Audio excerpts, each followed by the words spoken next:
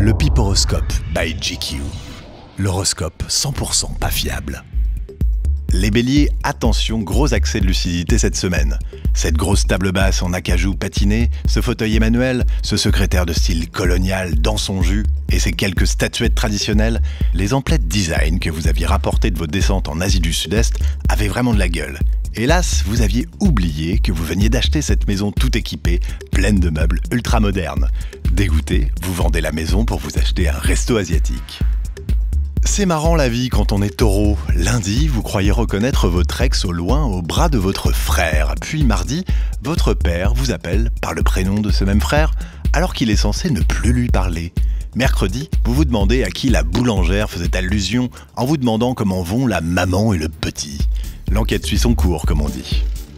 Toujours aussi double, les Gémeaux, vous hésitez cette semaine entre deux options plus alléchantes l'une que l'autre. La première, rédiger un CV totalement fictif dans l'espoir d'entourlouper un DRH en pré-retraite. Deuxième option, faire le mort quand votre meilleur ami vous réclame gentiment de le rembourser de tout ce qu'il vous a avancé pendant vos vacances à Marbella. Quel choix cornélien, comme disait l'interprète de Parce qu'on vient de loin. Les cancers, on a beau vous dire que les tropiques au compteur, c'est fini, qu'il faut maintenant changer de moteur, vous ne vous remettez pas de ce retour à la réalité urbaine et préférez vous balader dans la rue en caleçon de bain, claquettes, serviettes, masques, tuba et harpons. Les lions, en plein US Open, vous postez une vidéo de vous et votre staff en train de jouer au tennis à 15. Un sport fun, spectaculaire, imprégné des valeurs de l'Ovalie et dénué des règles hyper boring qui minent trop souvent le tennis traditionnel.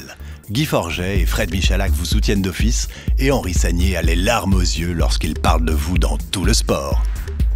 En cette période de vendange, les vierges, vous réfléchissez à la noblesse du vignoble français, à la multitude de nos cépages, au sol, au terroir, à toutes ces valeurs qui sont les nôtres et qui façonnent notre identité. La terre ne ment jamais, comme on dit. Mais êtes-vous bien sûr de vouloir entendre la vérité qu'elle a à vous dire ? Très belle initiative de votre part, les balances, que de proposer au club théâtre de votre CE d'adapter chaque vendredi après le déjeuner une scène des Soudoués dans le réfectoire de votre RIE.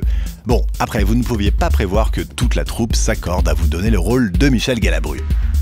Après un été passé à prendre le train, sage Scorpion, vous avez vécu une véritable révélation.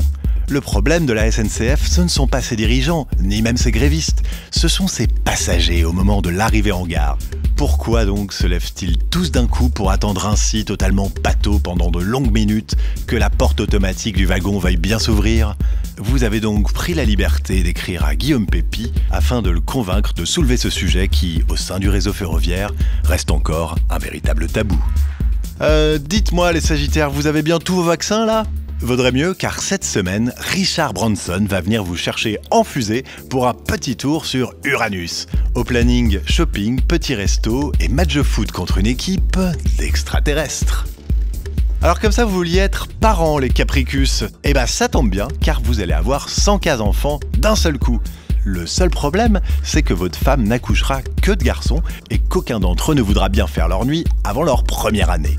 Alors évidemment, votre couple n'y survivra pas, mais vous conserverez quand même la garde de 65 d'entre eux. Trop cool. Aïe aïe aïe les Verseaux, votre passion soudaine pour la corde à sauter va vous mener directement aux urgences. Après 5 heures d'attente parmi les éclopés de la vie, le médecin de garde sera formel. Non, la petite bosse que vous avez sur le nez n'est pas due à votre vilaine chute sur le macadam. C'est juste un héritage génétique de votre grand-père qui avait en effet un gros nez. Les poissons, c'est horrible, mais c'est comme ça, vous avez été choisi pour participer à la Fed Cup, malgré votre désintérêt pour le tennis et votre haine relative de Nathalie Tauziat.